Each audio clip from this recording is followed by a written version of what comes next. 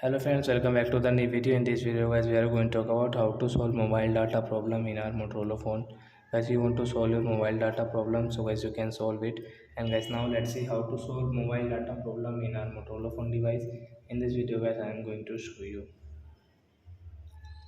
So first of all guys, open your phone setting and then guys scroll it. Guys, you can see your system setting, second last tab here. Guys, click on advanced and guys click on reset option. Guys, click on reset Wi-Fi mobile and Bluetooth tab here, and guys you can see your mobile data and reset setting tab here. After guys you can see this notification, confirm your pattern, you use your device pattern to continue. So guys, don't worry guys, you have any pin, pattern, password, so guys draw your pattern, enter your pin. Guys, don't worry, nothing will delete in your phone. Tap here, reset setting, please wait. Network setting has been reset, then guys you can use your mobile data without any problem setting guys.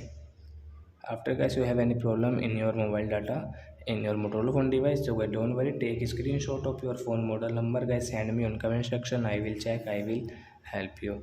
So I hope friends you have understood how to solve mobile data problem.